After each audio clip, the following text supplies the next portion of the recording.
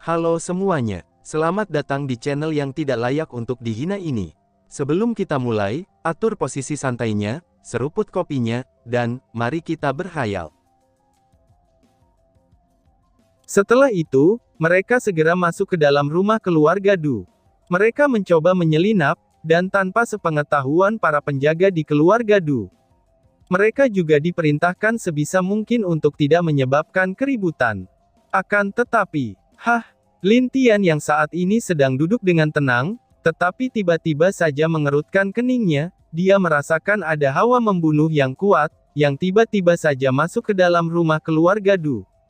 Apa yang sebenarnya terjadi, pikir Lin Tian. Aku akan mencoba untuk melihatnya, jika aku bisa, aku akan membantunya, gumam Lin Tian. Lin Tian memutuskan untuk mencoba melihatnya, dengan menggunakan kesadaran ilahinya sendiri. Setelah itu, dia bisa merasakan kehadiran beberapa pria berbaju hitam. Masing-masing kekuatan mereka, itu berada di alam bumi tingkat kelima dan 4. Dan ada satu orang yang berada di tahap alam bumi tingkat ketujuh. Line up seperti itu memang sedikit kuat, jika itu berada di kota kecil seperti ini. Lin Tian saat ini hanya memperhatikan gerakan orang-orang berpakaian hitam tersebut.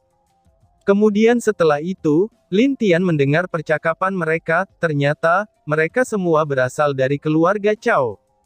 Mereka ke sini untuk menangkap tuan muda keluarga Du, dan juga untuk membunuh patriark keluarga Du.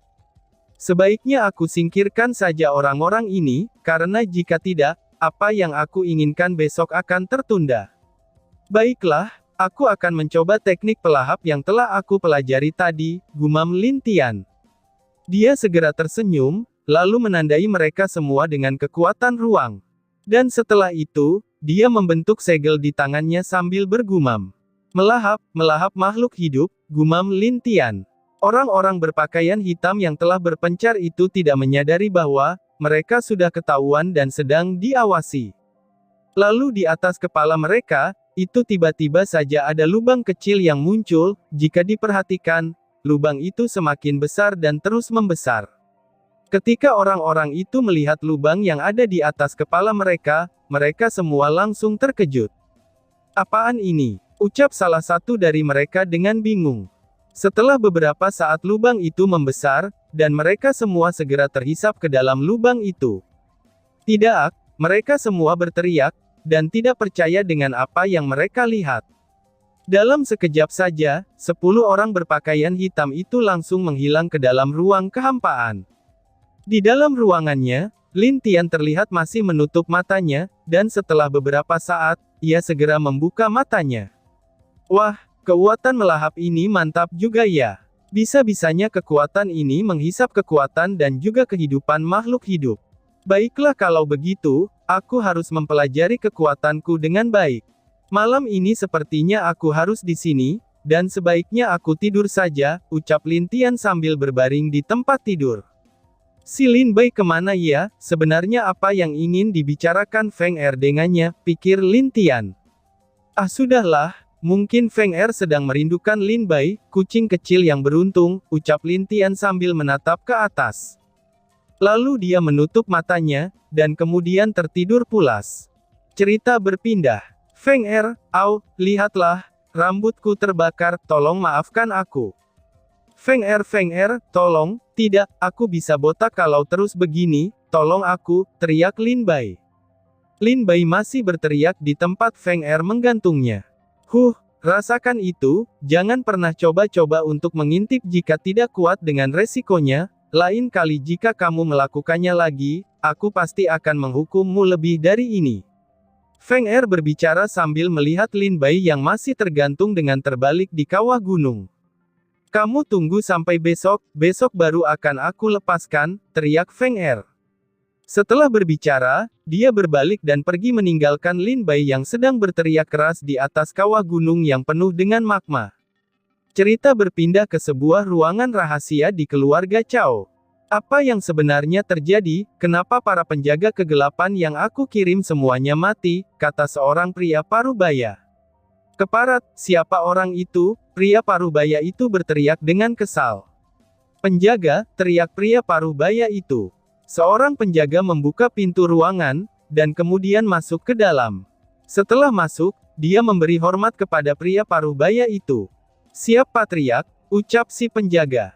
"Perintahkan seluruh tetua untuk berkumpul di aula, ada hal penting yang ingin ku sampaikan kepada mereka," ucap pria paruh baya itu. "Siap Patriark," jawab si penjaga. Setelah menerima perintah itu, si penjaga itu langsung pergi dan melaksanakan tugas yang diberikan kepadanya. "Siapakah orang yang dapat membunuh penjaga kegelapanku dengan begitu mudahnya? Apakah keluarga Du mempunyai penolong yang kuat?" "Tidak, itu tidak mungkin," pikirnya. Lalu dia keluar dari ruangan itu, dan kemudian menuju aula besar di ruangan utama. Setelah lebih dari setengah jam, semua tetua keluarga Cao akhirnya berkumpul. Setelah mereka berkumpul, para tetua segera memandang patriark mereka dengan heran. Kenapa malam-malam begini mereka dipanggil? Itulah pertanyaan yang terlintas di benak mereka. "Salam Patriark, masalah apa yang telah membuat kita dipanggil ke aula malam-malam begini?" tanya tetua yang berwajah cukup tua. Dia adalah tetua besar keluarga Cao. Pria tua itu bernama Cao Ping, dia berada di tahap alam langit tingkat ketiga. "Sebelumnya aku telah memerintahkan penjaga gelap untuk menangkap Du Zunci, dan juga untuk membunuh patriark keluarga Du Yun," jawab patriark keluarga Cao. Mendengar perkataannya itu, dan mereka terlihat sedikit kaget, mereka semua sudah tahu kalau patriark keluarga Du sedang sekarat saat ini. Ternyata patriark sudah bertindak duluan, tetapi kenapa dia tidak berbicara bersama mereka terlebih dahulu? "Lalu Patriark, apa yang terjadi?" tanya tetua besar keluarga Cao. "Orang-orang yang aku suruh, semuanya telah mati," jawab patriark keluarga Cao, yaitu Cao Su. Para tetua pun langsung kaget, bagaimana mungkin pasukan gelap mereka bisa mati semua? "Patriark, memangnya apa yang sebenarnya telah terjadi?" tanya tetua besar. "Aku juga tidak tahu," jawab Cao Su. Cao Su agak tertekan, dan dia juga merasa aneh, dan bahkan, dia merasa tidak percaya. Tetapi semua batu jiwa para penjaga kegelapan, itu benar-benar telah hancur. Kalau bukan karena batu jiwa mereka yang telah hancur, mungkin dia tidak akan mengetahuinya. Aku pun juga merasa aneh, tapi aku merasa ada yang menjaga keluarga Du, akan tetapi, aku tidak tahu siapa orang yang menjaga itu, ucap Cao Su. Tetua lain pun mengangguk, mungkin saja memang ada seorang ahli di sana. "Jadi, sekarang kita harus bagaimana Patriark?" tanya salah satu tetua yang duduk di sana.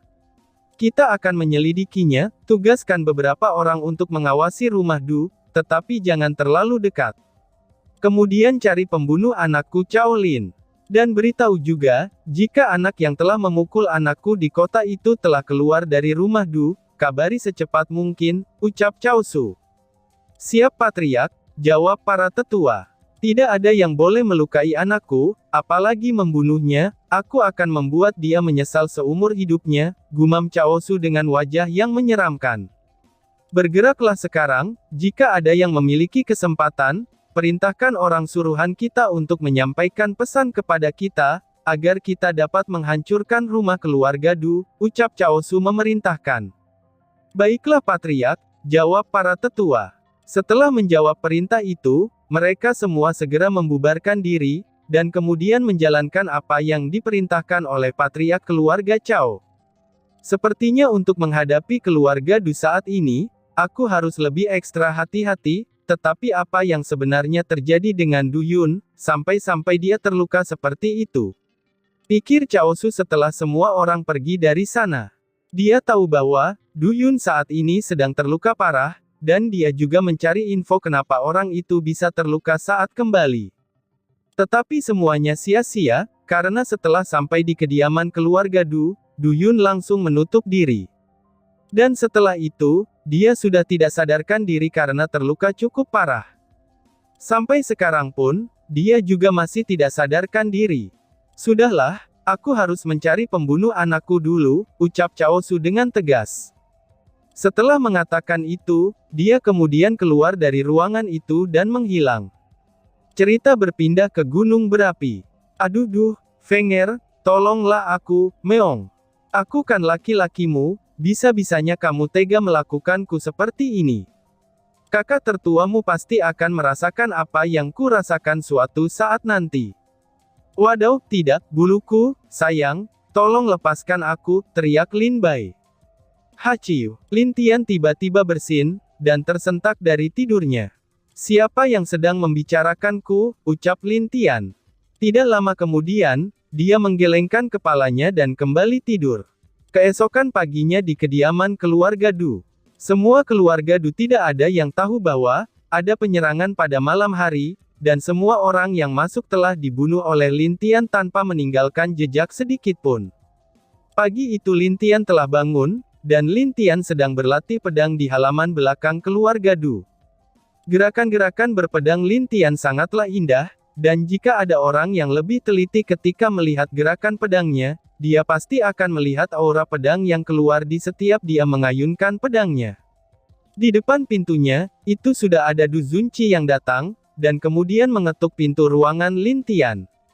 Saudara An, aku datang menemuimu, ucap Du Zunci. Tetapi tidak ada balasan dari Lin Tian. Kemanakah saudara An pergi, pikir Du Zunci. Kemudian saat dia mencoba akan masuk, dia mendengar suara ayunan pedang dari belakang halaman itu. Apakah dia sedang berada di belakang, pikir Du Zunci. Setelah berpikir sebentar, dia segera menuju ke halaman belakang itu. Di saat dia sampai di halaman, dia melihat Lin Tian yang sedang berlatih pedang. Setiap ayunan pedang yang dia mainkan, itu membawa sensasi yang aneh dan misterius. Dia juga merasakan, setiap ayunan pedangnya itu terasa sangatlah kuat. Aneh sekali, padahal dia hanya bermain pedang biasa, tapi kenapa aura yang dikeluarkannya sangat misterius, aku bisa merasakan, seandainya aku terkena ayunan biasa begitu, aku pasti sudah terluka, pikir Du Zunci. Setelah dia berpikir, kemudian dia terpana ketika melihat gerakan pedang dari Lin Tian, sampai-sampai, dia lupa oleh tujuannya saat ini. Siapa di sana? Tanya Lin Tian. Merasakan ada orang yang sedang memperhatikannya, lalu dia berbalik dan menghunuskan pedangnya ke arah Du Zunci yang sedang bengong. Ketika Du Zunci diserang oleh Lin Tian, dia segera kembali sadar, dan kemudian berkata, "Saudara An, ini aku," ucap Du Zunci dengan agak panik. Mendengar suara Du Zunci, Lin Tian segera menghentikan serangannya kepada Du Zunci. "Oh, maaf saudara Du, aku kira kamu siapa," balas Lin Tian. "Tidak apa-apa saudara An, ini salahku yang telah mengganggumu latihan," ucap Du Zunci sambil menggeleng-gelengkan kepalanya. "Oh iya, ngomong-ngomong, kenapa kamu ke sini?" tanya Lin Tian. "Oh, itu soal yang kemarin saudara An, aku sudah mendapatkan izin, dan kita bisa ke tempat ayahku sekarang," jawab Du Zunci. "Baguslah, kapan kita ke tempat ayahmu?" tanya Lin Tian. "Sekarang juga bisa saudara An," jawab Du Zunci. "Baiklah kalau begitu, tunggu sebentar," ucap Lin Tian. "Baik saudara An," balas Du Zunci. "Lin Bai, ayo kita pergi," ucap Lin Tian. Meong. Seekor kucing yang sedang tidur di kursi halaman itu, bangun dan mendekat ke arah Lin Tian. Lalu Lin Tian mengulurkan tangannya, dan kemudian Lin Bai melompat ke tangan Lin Tian, dan setelah itu, Lin Tian meletakkannya di atas kepalanya. Kucing itu pun langsung mengambil posisi yang enak menurutnya, dan kemudian tidur lagi. Ini kucing udah kayak lagunya Mbah Surip. Setelah disiksa oleh Feng Er selama semalaman, dia dilepaskan pagi-pagi oleh Feng Er, itu pun karena Feng Er akan mulai berlatih lagi, dan dia berpikir tidak baik jika membiarkan kakak Lin Tian sendirian, hingga akhirnya, dia pun dengan tidak rela segera melepaskan Lin Bai. Sejak dia tidak dihukum lagi, dia sudah tidur sambil menunggu Lin Tian selesai berlatih. Melihat kucing yang pintar ini, itu membuat Du Zunci merasa ingin mengetahuinya. Kucing ini sangat pintar, dan bahkan mengerti perkataan manusia. Dia sangat ingin bertanya sejak pertama kali bertemu dengan Lin Tian, tapi sayangnya dia tidak berani untuk menanyakannya kepada Lin Tian. "Saudara Du, ayo," ucap Lin Tian. "Oh, ayo saudara An, aku akan membawamu ke tempat ayahku," balas Du Zunci setelah sadar dari keheranannya. Lalu mereka keluar dari halaman tempat Lin Tian istirahat tadi malam. Du Zunci segera membawa Lin Tian ke kamar yang berada di area halaman tengah keluarga Du. Halaman tengah ini sangatlah luas, tepat di depan Lin Tian, itu ada sebuah pintu yang dihias cukup bagus, dan di sana juga ada penjaga yang berdiri di depan pintu. Lalu setelah mereka mendekat, para penjaga itu melihat Du Zunci dan segera memberi hormat. "Hormat Tuan Muda," ucap para penjaga itu dengan hormat. "Kalian tidak perlu sopan," balas Du Zunci. "Aku ingin masuk," ucap Du Zunci. "Silakan Tuan Muda, di dalam sudah ada Nona Duzi bersama saudari seperguruannya," kata si penjaga itu kepada Du Zunci. Kakak perempuanku juga sudah ada di dalam ya?" tanya Du Zunci dengan agak bingung. "Iya Tuan Muda," kata Nona Duzi, "dia meminta temanya untuk melihat penyakit patriark," jawab penjaga itu. "Ya sudahlah, Saudara An, mari kita masuk," ucap Du Zunci. Du Zunci agak menghela nafas, dan dia juga sudah tahu apa yang sedang dipikirkan kakak perempuannya itu. Dia pasti ingin melihat Lin Tian kalah, dan membalas perbuatan Lin Tian kepada mereka sebelumnya. Para perempuan memang penuh dengan hal-hal yang jahat, pikir Du Zunci. Mereka dipersilahkan oleh penjaga, dan kemudian mereka masuk bersama-sama. Setelah masuk, itu tampaknya sudah ada 3 orang yang berada di sana. 3 orang tersebut semuanya perempuan, dan perempuan itu adalah Duzi, Lirong, dan yang satunya lagi adalah perempuan yang berumur 30-an, mereka semua adalah perempuan yang cantik. Wanita yang berusia 30-an tersebut adalah Ibu Du Zunci, di atas tempat tidur, itu berbaring seorang pria paruh baya yang agak tampan, dia berbaring seperti orang yang sedang tertidur, tetapi nafasnya sungguh tidak beraturan, dia adalah Patriark Du Yun, dan juga ayah dari Du Zunci. Oh iya, nama ibu Du Zunci adalah Chan Ling. Dia berasal dari keluarga Chan di kota Apung, dan merupakan keluarga tingkat 2 yang berada di sana. Ketika melihat ibunya berada di sana, Du Zunci pun segera memberi hormat kepada ibunya. "Salam ibu, salam kakak, dan salam saudari Li," ucap Du Zunci. Melihat anaknya datang, Chan Ling pun segera tersenyum. "Sayang, kemarilah. Kakakmu telah membawa seorang saudari dari Sekte Bulan untuk mengobati ayahmu," ucap Chan Ling. "Aku sudah tahu Bu," balas Du Zunci sambil mengangguk. Lihat itu siapa yang datang, bukankah itu adalah Tuan An," ucap Duzi, walaupun ucapannya terdengar seperti memanggil, tetapi mulutnya agak terangkat sedikit seperti sedang mengejek Lin Tian. "Oh, sayang, siapa itu?" tanya sang ibu. "Oh, ini adalah saudara An Bu, dia juga ingin melihat keadaan ayah, aku berharap dia bisa menyembuhkan ayah," jawab Du Zunci. "Oh, begitu ya, terima kasih anak muda," ucap sang ibu kepada Lin Tian. "Hehehe, itu tidak masalah Bi," jawab Lin Tian sambil tersenyum, dan kemudian mengangguk kepada Chan Ling. Ketika Lin Tian tidak melihat ke arah Duzi, itu membuat Duzi menjadi agak kesal. "Kamu lihat saja, setelah saudari Li berhasil menyembuhkan paman, aku akan membuatmu menyesal," ucap Duzi dalam hatinya. Di sana Lirong masih melihat-lihat, dan memeriksa keadaan Patriark Du Yun dengan serius. "Bagaimana saudari Li, bisakah paman disembuhkan?" tanya Duzi. "Anu, ini, paman memang diracuni, tetapi aku tidak tahu racun apa yang ada di dalam tubuh paman," jawab Lirong sambil mengerutkan keningnya. Racun yang terdapat di dalam tubuh Patriark Du Yun ini, itu memanglah racun yang cukup aneh. Dia bahkan tidak dapat mengenali racun yang ada di dalam tubuh Patriark Du Yun. Apakah saudari Li benar-benar tidak mengetahuinya?" tanya Duzi dengan agak sedih. "Iya, aku pun juga tidak tahu, mungkin guruku mengetahuinya jika aku bertanya kepadanya," jawab Lirong. Mendengar bahwa Lirong ingin meminta bantuan gurunya, itu membuat Duzi, Chan Ling, dan Du Zunci menjadi kaget. Hanya Lin Tian yang tampak biasa saja, dan sambil menggunakan kesadaran ilahinya untuk melihat seluruh tubuh Patriark Du Yun. "Baiklah kalau hanya bisa begitu, itu masih bagus daripada seseorang yang berpura-pura terlihat hebat," ucap Duzi sambil mengejek Lin Tian. Tetapi Lin Tian tidak memperhatikan Du Zi, dan dia hanya fokus dengan Patriark Du Yun. Setelah beberapa saat, Lin Tian sedikit tersenyum, dia tersenyum karena telah menemukan sesuatu yang menarik. Ayo saudari Li, kita harus menghubungi gurumu, ucap Du Zi. Iya, Li Rong mengangguk, dan kemudian bersiap untuk melaporkan masalah ini kepada gurunya. Akan tetapi, tunggu dulu, itu tidak perlu, aku sudah mengetahui penyakit yang ada di dalam tubuh Patriark Du Yun, ucap seseorang. Tiba-tiba saja terdengar suara dari belakang Du Zunci, dan suara itu membuat mereka melihat ke arah Du Zunci. Setelah melihat ke arah Du Zunci pun juga menoleh ke belakangnya.